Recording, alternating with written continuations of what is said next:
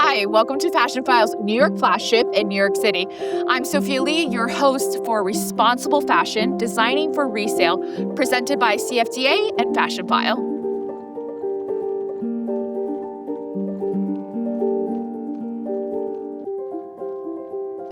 How you personally define integrity with a brand. Ben, let's start with you. Sure. I define brand integrity less as the things that you include in your brand as the things that you exclude. Like you can have, like eBay, for example, has luxury bags on it, but also has a lot of other stuff. And it just doesn't feel luxury. So it's about editing and limiting down to the things that are only luxury. It's almost like luxury is the exclusion of things that are not, rather than the inclusion of things that are. So I think it's really important just to be editing, keeping it just to whatever you define as luxury. So for us, I think that's what's always been. It's just keeping it pure and not just mixing it with other things. Okay, so knowing the market, knowing exactly what you're selling. Right. And having the discipline to keep it that way. Yeah. It's very tempting to include other things and just say, oh, this will be fun to add that. You're like, no, it's not, that's not the brand. You have to really fight to keep it out. Okay, so that's how Fashion File defines brand integrity. Yeah. How about you, Olivia? For Dauphinette, I feel like brand integrity is really about having the brand feel like a friend or just another person, someone that you can trust, somebody that feels genuine. Because I think every brand, whether you're small or large, goes through periods where you're so well received, maybe for no reason at all, and times when people really don't resonate with you. And I feel like integrity is it's like the sense of personality and genuine humanness that allows people to return to you, to forgive your mistakes, and to celebrate your wins with you. Rachel, what about Another Tomorrow? How does Another Tomorrow define brand integrity?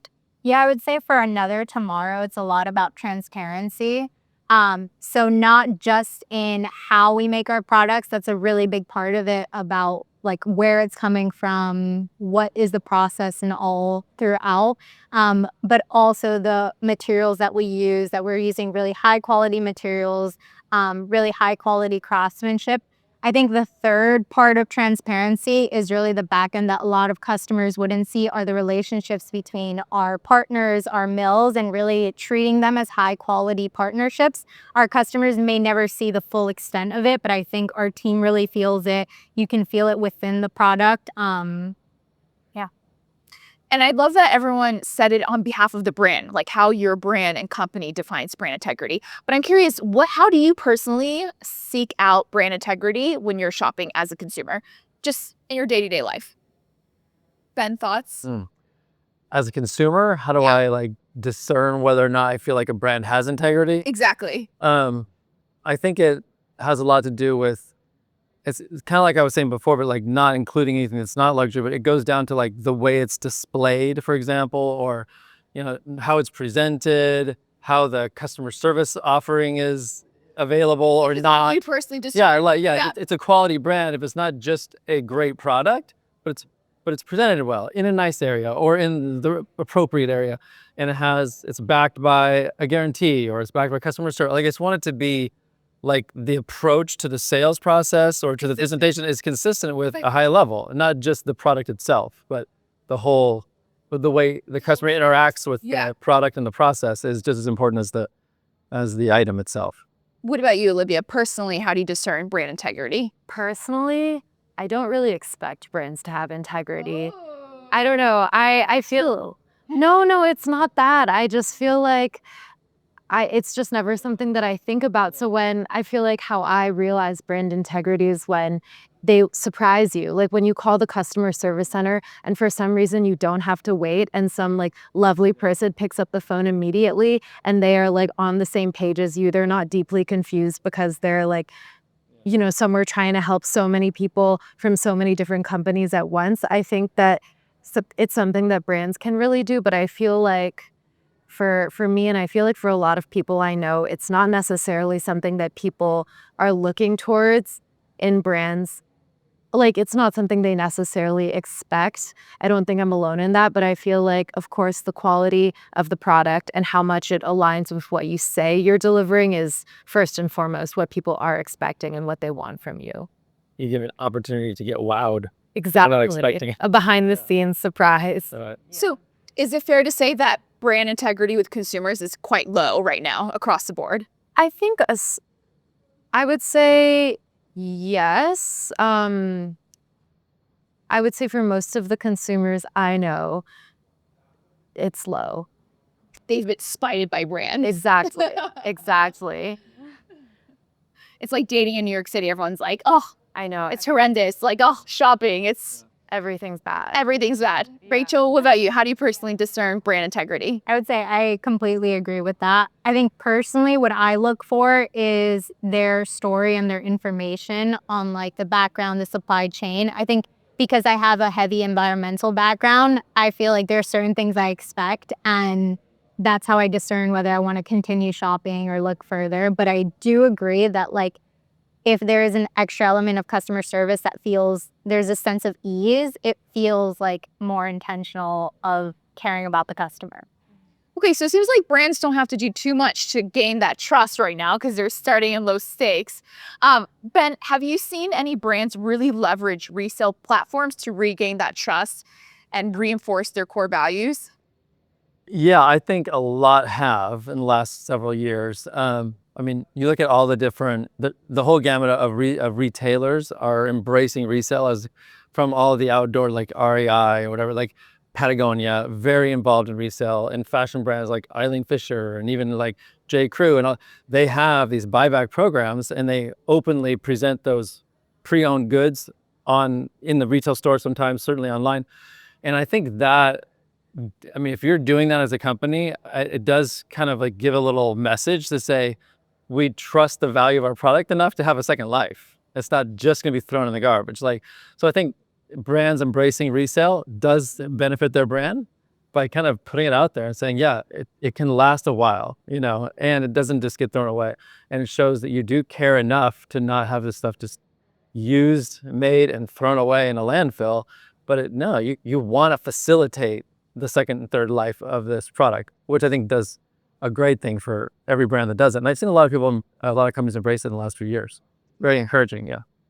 That's a great way of putting it. Like, we trust our products so much that should create trust within you because we know that this product will last multiple lifetimes. Yeah. That's amazing. Rachel, how does Another Tomorrow, as one of the most transparent brands out there, how does Another Tomorrow approach resale? Yeah, I think one of the main things that we want to relate to customers is that we feel clothing is an asset and something that should be invested in. And in return, what we want to offer is something that is long lasting. I think not just physically, but also emotionally long lasting so that in 10, 20, 30 years, you still see it fitting into your wardrobe. Currently, right now, what we have is a QR code on our care labels. You snapshot that, and then you have a whole transparency of our supply chain. But then you also have the option to go straight into resale. It offers you the options of like what pricing is going to look like, what are the next steps, what you should expect. And I think right now that's what we want to offer is ease. We control everything in-house, so I think it gives us a lot of access of how we want it presented, making sure that it's authenticated right before our next customer gets it and kind of make that process easier for customers. And what is the balance between showing transparency and also, but having integrity is being honest? So showing that you guys are not a perfect brand, because there's no perfect brand, but you're a brand with progress. What does that balance look like? Yeah, I think it's definitely a great moment to add education into it because, I mean, any apparel brand producing anything, you're making an impact on the environment. There's no like zero waste, zero impact brand out there. But I think we use those moments to share more about like our mill partnerships, what kind of materials we're using and why we're using them.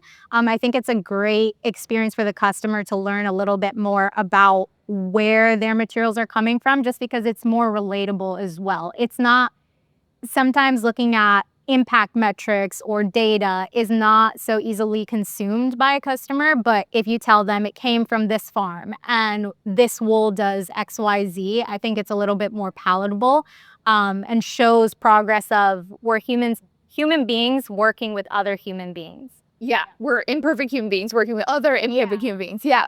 What are the kind of like either the progress or shortcomings that Another Tomorrow is like very honest about? Like, hey, this is not 100%, but we're working towards this. Yeah, I think in all aspects, whether it be chemical or animal welfare, there's still so much progress to be done. We're using right now certifications that cover things like Global Organic Textile Standard or using the Responsible Wool Standard for a lot of our wool.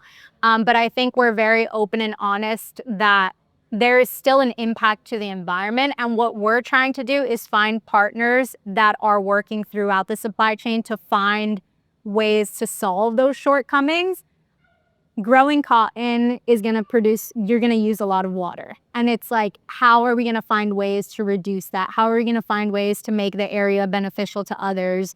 Farmers that are working within their community. So I think it's a conversation about what more we can do within the supply chain and not just stop at like certifications or not just stop at working with one single farm, but like how we can expand it to the whole collection. Yeah, to me, that's integrity, being like, here's the ongoing progress of it.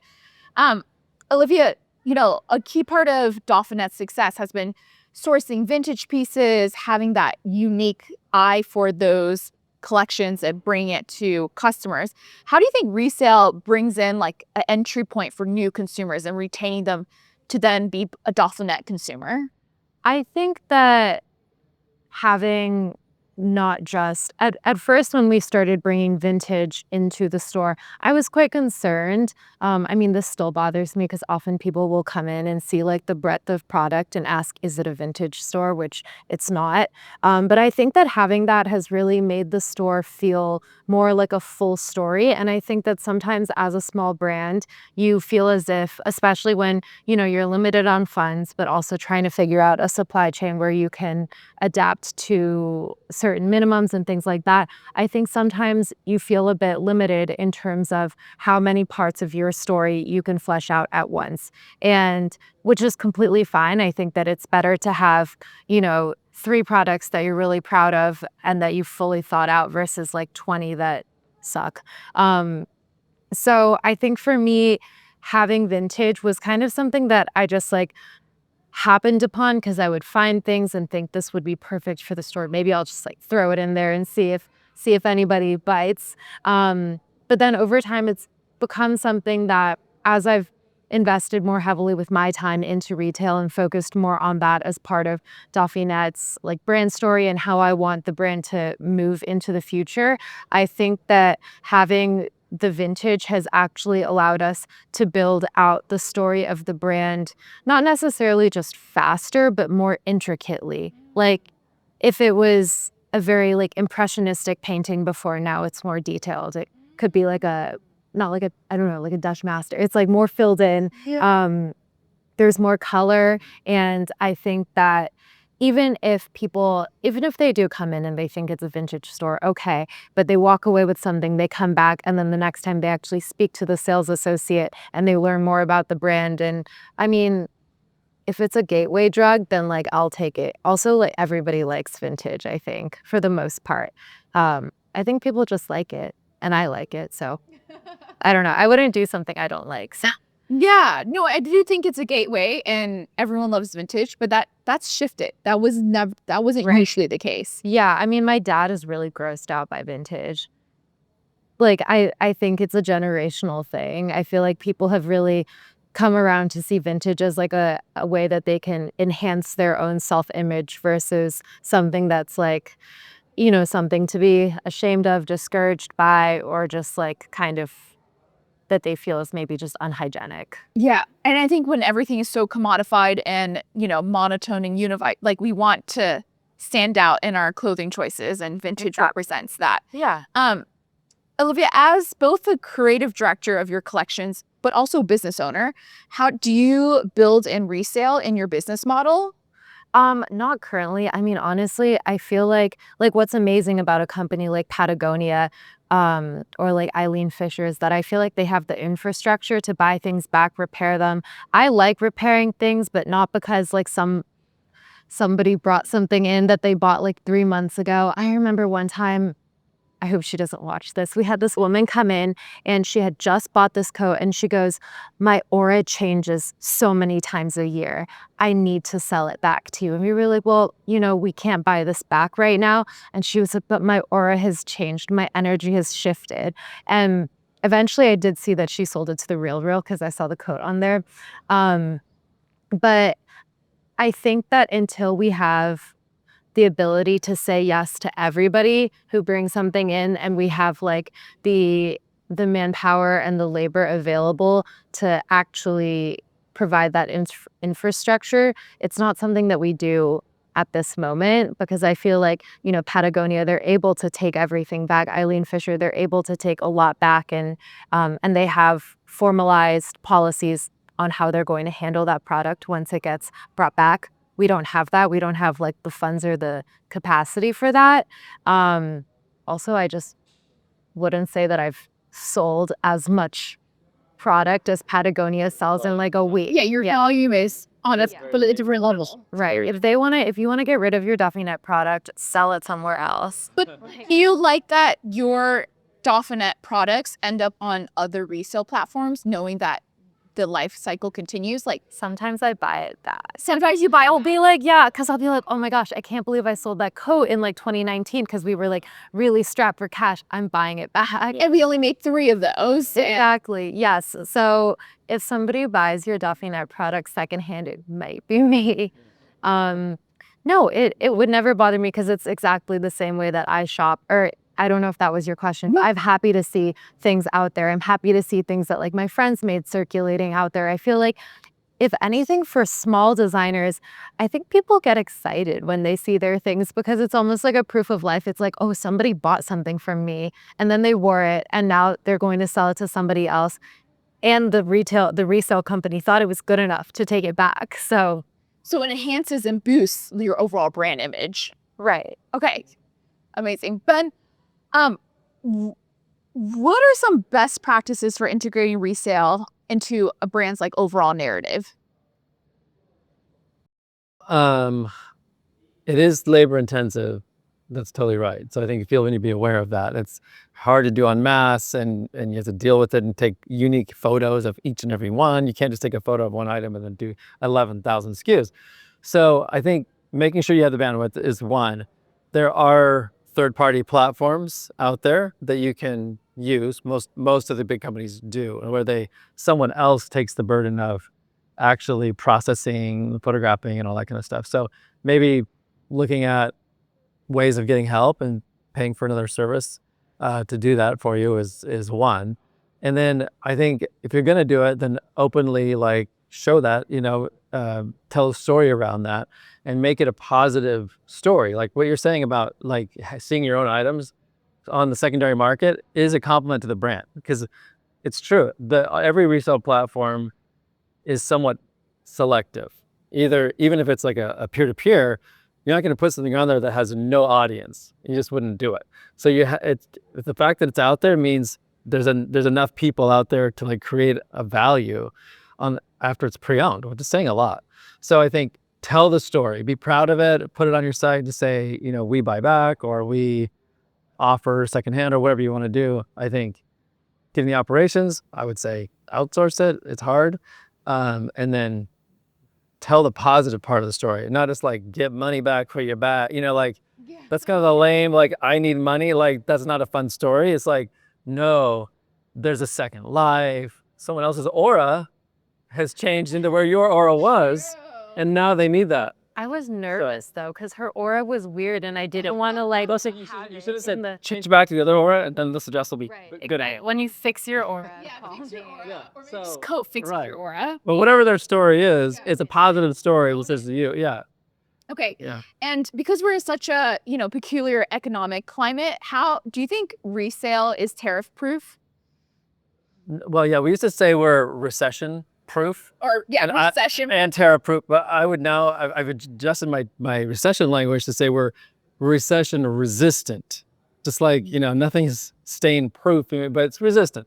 We're resistant to a recession or tariff because we're not doing the same things that most of the companies that a tariff is aimed at is doing. Like, we're not drawing from a lot of different countries to manufacture things. We're buying it domestically. Yeah, the product's So- already here. Products already here. And so we're pretty tariff resistant. And I say we're not tariff proof because a tariff in the whole economy Right. can make people feel like that they don't have as much cash, or maybe their company that they own isn't doing well, so they don't have as much money, or the car they bought is more expensive, so they don't have as much money. So I think we're indirectly affected by that, but directly not affected at all. And it's actually a wonderful thing that it's just business as usual for us, regardless of what's happening with other countries' trade policies. Yeah, and that's amazing. And what would you say to brands of all different sizes of how they should incorporate resale because of It's a hedge against,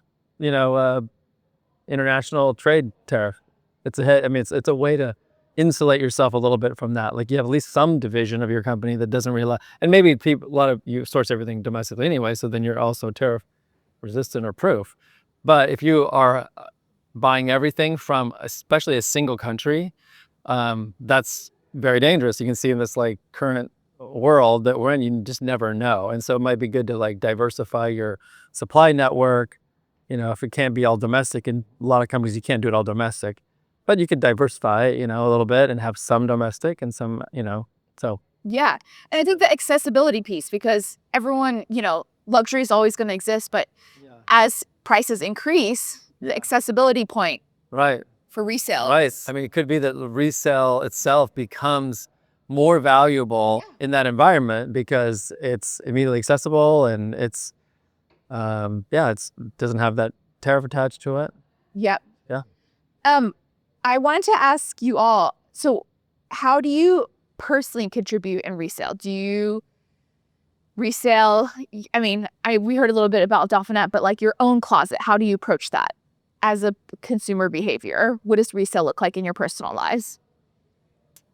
I use Poshmark a lot, but it's not the easiest personally in my life just because you have to spend time. I mean, operationally, one person, it's still a lot, taking photos of everything and putting it up there. But I do like to go more thrifting and vintage shopping, reusing on any new products that I buy.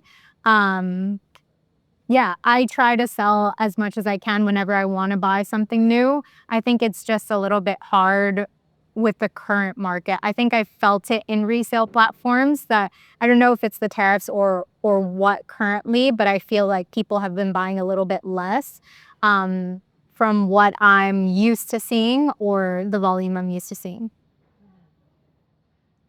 I was banned from Poshmark. You were banned from Poshmark? Why? But when I was in high school, I was a Poshmark super seller. Before it, I have Is the thing.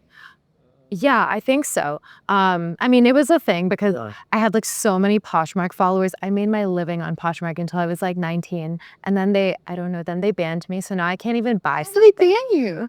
I don't know, but somebody else has to. Now whenever I want something on Poshmark, I'm still loyal. I still shop on Poshmark.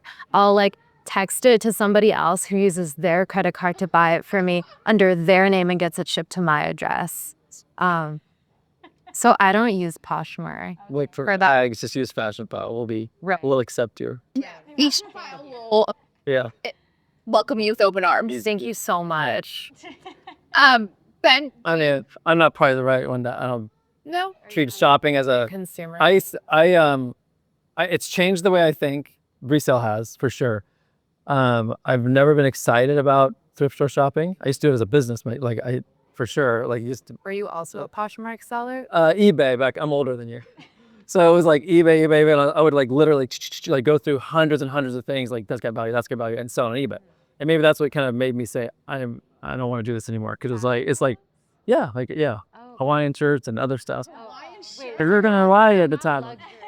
No, then I got into luxury. That's when Sarah and I got together. I mean, that's when I ditched the lowbrow and went to the back. Where are the Hawaiian shirts now? You know, Still have any? yeah, that's some really cool ones. They're like He's shirt collection. another time. Yeah. Such a good origin story. Okay, like as we've already mentioned, the stakes for brand integrity is quite low right now for brands across the board. So what's one thing brands can all do right now today to boost their brand integrity with consumers?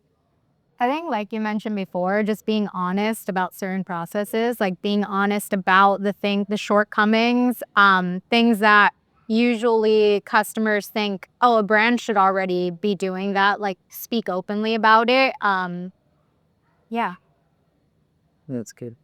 Yeah, I was going to say don't lie. Don't lie. Right. Which I think is just like a way worse, more poorly worded version of what you Be said. honest.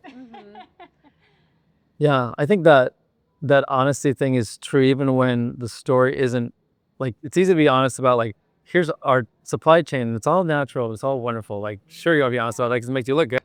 But what if it's not? And I think even honesty there is to say, look, we manufacture in, these other companies and we feel like that's our best, or to just be transparent about why you do it. And I don't know, like, I think everyone appreciates the truth, even when you admit something that's not perfect. Yeah. Or that's maybe seen as a negative. It's like, you know what, we're gonna own it. I've seen that in a lot of like politicians or whatever. Like, you always like when you say, look, I did this thing, it was embarrassing, I'm trying to get better. People will give you credit for that rather than just saying like, I never did that. Like, why would I ever, it's like, no, you're lying. And so I think even in the corporate environment to say, yeah, like we do employ people here and we're trying to treat them as humanely as possible, but you got to understand this or that, like I think it goes a long way. Okay, so brand integrity goes hand in hand with brand accountability. Yeah. Them being accountable for. And she said, I mean, best is transparency in everything. So. And I would say, just to add to that, I feel like in order to be honest and transparent, like internally really understanding why you're making certain business decisions or why certain teams have to do X, Y, Z, I think that helps a lot with honesty of like, okay, everyone gather around, why are we really doing this? Helps. Yeah. And I think that transparency, it goes from your primary market into your secondary market for resale. Yeah.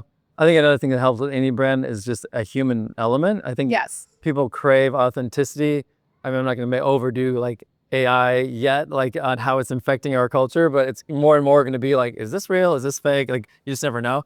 And when you have a human, there might be a resurgence, counterintuitively, a resurgence of human customer service or human involvement. We're like, oh, we don't need humans to do anything. It's to be all robots. And like, well, if that's true, people are going to love to like hear that person on the phone who's, can speak candidly with you or have a human connection, because we're losing it in a lot of ways. So people will crave it more. Right. So I think in brands who seek that integrity might actually put themselves out more in front of you and interact with you more personally. Yeah.